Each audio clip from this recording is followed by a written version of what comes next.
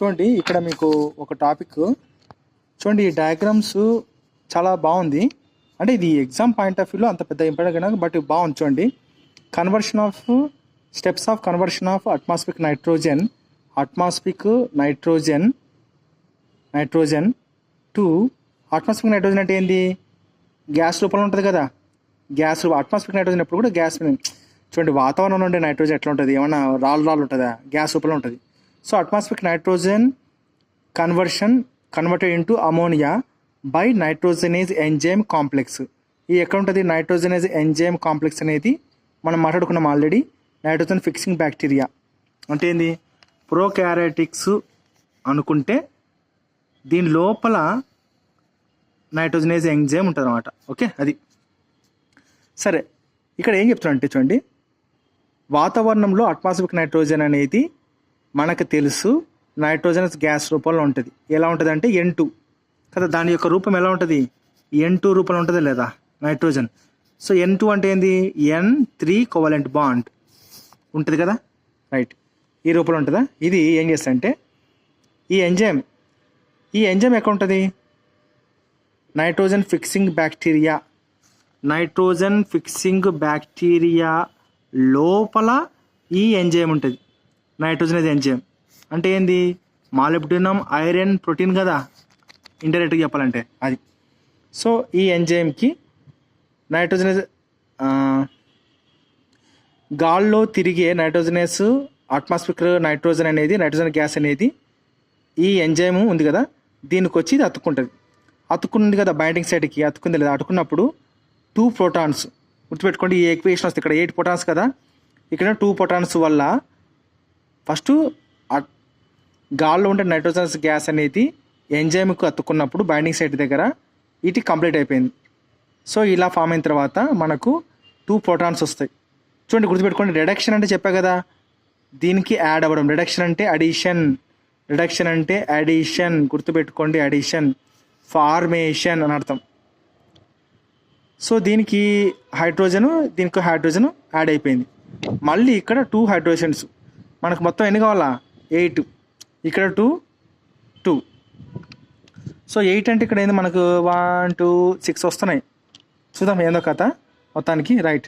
2 photons దీనికి అతుక్కున్నాయి. దాని తర్వాత మళ్ళీ 2 ఫోటాన్స్ రిడక్షన్ వల్ల దీనికి అతుక్కున్నాయి. అంటే ఏంది? ఒక నైట్రోజన్కు ఫస్ట్ 1 అతుక్కుంది, మళ్ళీ 2 అతుక్కున్నాయి. దాని తర్వాత వచ్చేసి ఇదే నైట్రోజన్కు 1కి 2 3 కదా. ఇక్కడ 1 ఇక్కడ 2 అయినాయి, ఇక్కడ 3 అయినాయి. అంటే ఒక నైట్రోజన్కు ఫస్ట్ టైం 1, రెండోసారి వచ్చినప్పుడు 2ది, మూడోసారి వచ్చినప్పుడు 3. అంటే ఏంది? రిడక్షన్ ఎన్నిసార్లు జరిగింది? 1 2 3 జరిగిందే లేదా? అతుక్కుంది, రైట్, జరిగింది. సో అతుక్కున్నప్పుడు ఇప్పుడు ఏమైంది? ఇక్కడ NH3 ఏర్పడింది. సో NH3 అంటే ఏంది? అమోనియా కదా. ఇంకా NH3 ఏర్పడింది, అమోనియా. అప్పుడు ఈ అట్మాస్ఫియర్లో తిరిగే నైట్రోజనస్ గ్యాస్ అనేది ఎప్పుడైతే అమోనియా రూపంలోకి మారుతుందో అప్పుడు ఎంజైమ్ ఏం చేస్తుంది అంటే వదిలిపాడేస్తుంది దీన్ని. ఇంకా తయారు చేసేంత వరకే దీని పని ఏంది? అట్మాస్ఫిక్ నైట్రోజన్ను అమోనియాగా మార్చడమే దీని పని. నైట్రోజనేజ్ ఎంజైమ్ యొక్క పని. దీని పని ఇప్పుడు తయారైపోయింది కదా. అప్పుడు ఏం చేస్తుంది? ఈ నైట్రోజన్ ఎంజైమ్ దీన్ని వదిలేయాల. రైట్, వదిలేస్తుందా లేదా చూడండి. రైట్, వదిలేస్తుందా? NH3 ఓకే, NH3 ఇక్కడ కూడా NH3 అయిపోయింది. అందుకే రిలీజ్ ఆఫ్ ప్రోడక్ట్స్. మళ్ళీ ఎంజైమ్ సపరేట్ అవుతుంది. ఈ ఎంజైమ్ మళ్ళీ ఇటుకు వస్తుంది.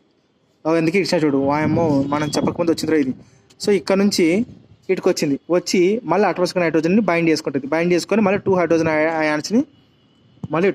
అయాన్స్ని తీసుకుంటుంది అనమాట. అట్లా గుర్తుపెట్టుకోండి. ఇక్కడ 6 ఉన్నాయి. 2 2 2 6 ఫోటాన్స్, 6 ఎలక్ట్రాన్స్ ఏమో.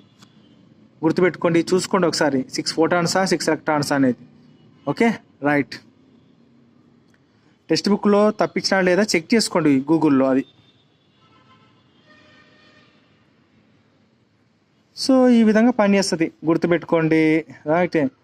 అట్మాస్ఫియర్లో నైట్రోజన్ గ్యాస్ రూపంలో ఉంటుంది. ఎంజైమ్ అనేది నైట్రోజన్ ఫిక్సింగ్ బ్యాక్టీరియాలో లోపల ఉంటుంది. ఇది నైట్రోజన్ ఫిక్సింగ్ బ్యాక్టీరియా లోపల నైట్రోజన్ ఎంజైమ్ ఉంటుంది. ఇది వచ్చి తీసుకొని బైండింగ్ అయినప్పుడు రిడక్షన్ ద్వారా 2 వస్తుంది. అడిషన్ చూడండి, అందుకే రిడక్షన్ అంటే ప్లస్ అని ఇచ్చినాడు, అదే ఆక్సిడేషన్ అంటే మైనస్ అనమాట. సో అయిపోయిన తర్వాత 1 2 3 అయిపోయిన తర్వాత సో నైట్రోజన్కి మొత్తం కలిపి ఎన్ని కోవలెంట్ బాండ్స్ ఉంటాయి? 1 2 3 ఉంటాయి. ఇక్కడ ఒక హైడ్రోజన్, ఇక్కడ ఒక హైడ్రోజన్ ఇంకా ఫామ్ అయినప్పుడు ఇది ఏం చేస్తుంది? ఎంజైమ్ని దీన్ని వదిలేస్తుంది. సో NH3 అయిన తర్వాత మళ్ళీ వదిలేసి ఇక్కడ వెళ్తుంది. ఇది ప్లాంట్ యూటిలైజ్ చేసుకుంటుంది పైన అనమాట. ఇది ప్లాంట్ యూటిలైజ్ చేసుకుంటుంది పైన. ఓకే, గుర్తుపెట్టుకో. అందుకే ఇక్కడ అన్నాడు నైట్రోజన్ ఫిక్సింగ్ బ్యాక్టీరియాలో నైట్రోజనైజ్ ఎంజైమ్ కాంప్లెక్స్ అనేది ఉంటుంది. ఇది ఏం చేస్తా అంటే అట్మాస్ఫిక్ నైట్రోజన్ను అమోనియాగా మారుస్తుంది అని నేను ఆల్రెడీ మనం ఇక్కడ మాట్లాడుకున్నాం కదా. చూడండి ఇక్కడ ఆల్రెడీ మాట్లాడుకున్నాం, గుర్తుపెట్టుకోండి. రైట్, ఇక్కడ ఈ దాంట్లో ఒక క్వశ్చన్ అడగొచ్చు. రైజోబియం బ్యాక్టీరియా అనేది ఏ షేప్లో మెచ్యూర్ అయిన తర్వాత ఏ షేప్లో చూడు. రైజోబియం బ్యాక్టీరియా అనేది దీంట్లోకి ఎంటర్ అయిన తర్వాత దీంట్లోకి ఎంటర్ అవుతుంది కదా, వెళ్ళిన తర్వాత మెచ్యూర్ నాడ్యూల్లో ఏ విధంగా అవుతుంది అంటే రాడ్ షేప్డ్ బ్యాక్టీరాయిడ్గా మారుతుంది. గుర్తుపెట్టుకోండి. Rhizobium bacteria get modified into rod shaped బ్యాక్టీరాయిడ్గా మారుతుంది. సో మారిన తర్వాత ఇది ఒక క్వశ్చన్. ఇంకో క్వశ్చన్, ఇప్పుడు రూట్లోకి వెళ్ళింది ఏది మనకు తెలుసు, కార్టికల్ సెల్లోకి వెళ్తుంది అని తెలుసు. డివిజన్ అయ్యేటప్పుడు ఇక్కడ కార్టికల్ సెల్స్ మాత్రమే పాల్గొంటాయా ఇంకా వేరే సెల్స్ అని అడుగుతాడు. చూడండి ఇక్కడ ఇచ్చినటువంటి డివిజన్ టైంలో మనకు ఇన్నర్ కార్టెక్స్ మరియు పెరిసైకిల్ సెల్స్ అనేటివి ఇన్వాల్వ్ అవుతాయి. Okay, inner cortical cells and pericycle cells అనేటివి డివైడ్ అవుతాయి. గుర్తుపెట్టుకోండి, వెరీ ఈ లైన్ మాత్రం ఇంపార్టెంట్.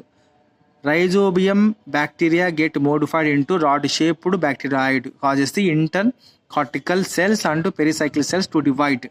అది సో చూడండి, division and growth of cortical and pericycle cells leads to nodule formation. Nodule formation టైంలో మనకు డివిజన్ గ్రోత్ ఏ సెల్స్ అవుతుంది అంటే 2 cells, cortical cells pericycle cells అవుతాయి. మనకు ఆప్షన్లో కార్టికల్ సెల్స్ అని ఇస్తాడు, కానీ cortical cells plus pericycle cells అని గుర్తుపెట్టుకోండి. రైట్, దీంట్లో ఇంపార్టెంట్ ఇదే. మెచ్యూర్ నాడ్యూల్లో మనకు is complete with the vascular tissue continuous with the root of the with those of root అనమాట. అంటే వాడు ఏం చెప్తాడో తెలుసా? దీని అర్థం, అరే ఇప్పుడు ఇది రూటా, ఇక్కడ మనకేమవుతుంది, బాగా డివైడ్ అయిపోయి రూట్ నాడ్యూల్ కూడా అవుతుంది. ఈ రూట్ నాడ్యూల్ బయటికి ఇట్లా ఉబ్బుతుంది కదా. సో అప్పుడు ఎక్స్చేంజ్ ఆఫ్ న్యూట్రియన్స్ జరుగుతుంది కదా. ఇది రూట్కి ఏ రూట్ అయితే ఉంటుందో లోపలికి సాల్ట్స్ పిలుచుకున్నప్పుడు ఇది కూడా అలాగే ఏర్పడుతుంది అనమాట. ఇట్లా కలిసిపోతుందా లేదా? సో ఇట్లా వెళ్ళిపోతుంది అనమాట. అది వాడు చెప్పేది. So mature nodule is complete with the vascular tissue continuous with those of రూట్తో కలిసిపోతామంట. రూట్ యొక్క దాంట్లో కలిసిపోతుంది. సో దానివల్ల మనకు నైట్రోజన్ అనేది డైరెక్ట్గా రూట్ నాడ్యూల్స్ వల్ల తీసుకుంటుంది అనమాట. జస్ట్ బయటికి ఉబ్బు వస్తుంది కాబట్టి ఇది ఇలా ఫామ్ కనబడుతుంది, కానీ లోపల మాత్రం ఇంత పెద్దగా ఉంటుంది. రైట్, రూట్ యొక్క దారిలోకి ఇది కూడా కలిసిపోతుంది కాబట్టి mature nodule is complete with the vascular tissue continuous with those of రూట్కి వెళ్ళిపోతుంది అనమాట. గుర్తుపెట్టుకోండి. చూడండి, రైజోబియము మినరల్ న్యూట్రిషన్లో ఇక్కడ వచ్చిన చూడండి, రైజోబియం అనేది చివరికి ఏ షేప్లో అవుతుంది అంటే రైజోబియం అంటే రాడ్ షేప్డ్ రైజోబియం అవుతుంది. రాడ్